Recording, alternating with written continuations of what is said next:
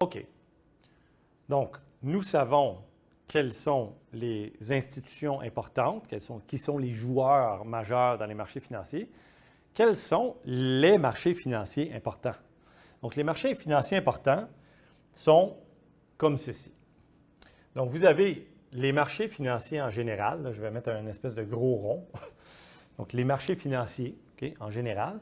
Et dans les marchés financiers, vous avez ce qu'on appelle le marché monétaire. Je vais mettre MM, le marché monétaire, qui contient tous les actifs à maturité de court terme. C'est-à-dire, je vous prête pour 6 mois, vous me remboursez dans 6 mois. Je vous prête pour un jour, par exemple, vous me remboursez dans une journée. Donc, ce marché-là est extrêmement important en monnaie, banque, crédit, marché monétaire, banque centrale, tout ça. Et donc, c'est important de le comprendre. Il faut l'étudier vraiment de long en large là, en sujet à part. Ensuite, donc le marché monétaire contient tous les actifs liquides, donc la monnaie pure, donc la monnaie, entre autres, les billets qu'on a dans nos poches, les dépôts bancaires qu'on utilise là, pour payer des trucs là, avec nos cartes de débit, les dépôts, les certificats de dépôt garantis, ce genre de choses-là, sont des instruments du marché monétaire. Okay? Et on va venir, on parlera du marché monétaire là, un peu plus tard. Ensuite, il y a le marché, donc là, je mets les principaux, n'est-ce pas? Donc, il y a le marché des obligations. Okay?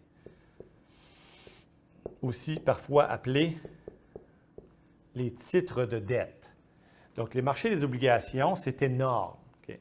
Alors, les titres de dette, il y a le marché des gouvernements, donc la dette fédérale, la dette des provinces et États, etc.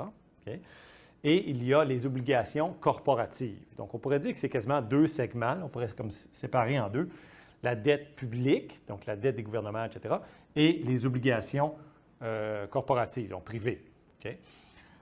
Donc, les titres de dette sont, on appelle ça des obligations, et c'est un sujet à part dont il faut parler. Et les émetteurs d'obligations sont ceux qui cherchent des fonds. Donc, par exemple, l'État, le gouvernement fédéral, mettons, quand il fait un déficit de 20 milliards de dollars, ce qu'il fait, un déficit, ça veut dire qu'il est dans le rouge, donc il n'arrive pas à combler là, toutes ses dépenses. Il dépense plus qu'il gagne en taxes et impôts pour, disons, un montant de 20 milliards. Il va émettre, donc vendre carrément, 20 milliards d'obligations. Okay? Et évidemment, plus tard, ceux qui achètent ces trucs-là, là, ils vont recevoir des paiements d'intérêt, puis ainsi de suite. Okay? Donc, très, très gros marché. Le plus gros et le plus important de tous les marchés, c'est le marché des obligations. Ensuite, évidemment, il y a le marché des actions.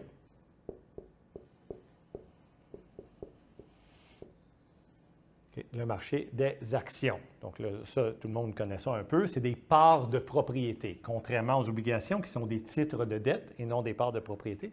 Les actions, par exemple, moi, je peux acheter une part de propriété dans la compagnie Microsoft, OK?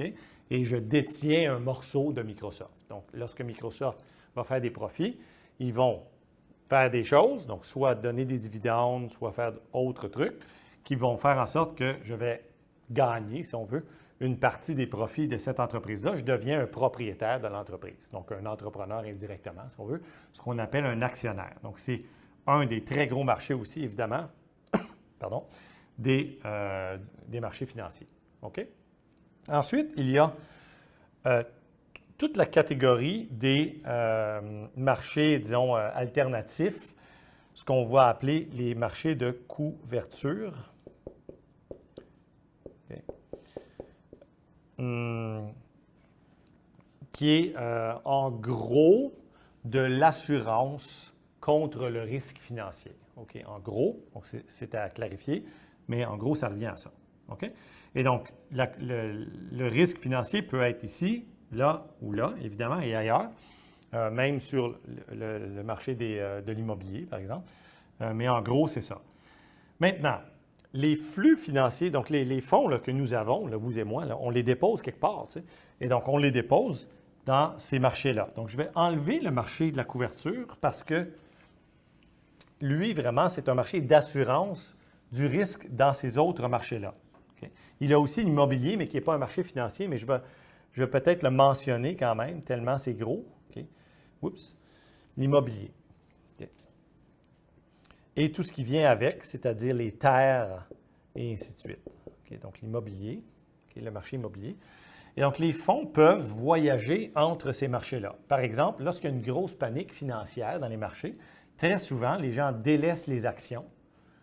Donc, ils vendent OK, parce qu'il y a trop de risques et ils s'en vont vers le marché monétaire. Donc, les prix des actifs ici baissent parce que la demande baisse et les prix des actifs ici augmentent parce que la demande augmente. OK?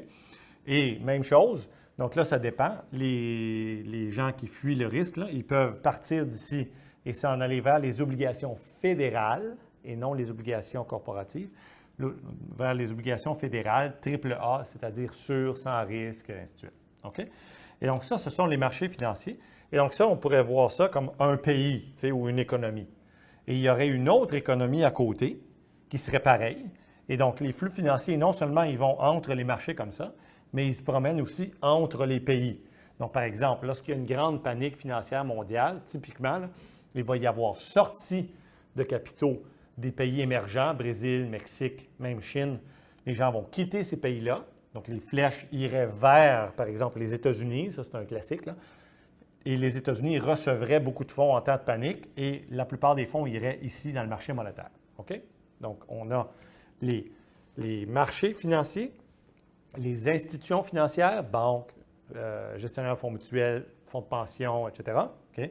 Et le processus d'intermédiation financière, c'est-à-dire le processus par lequel les fonds passent entre les mains dans les marchés financiers.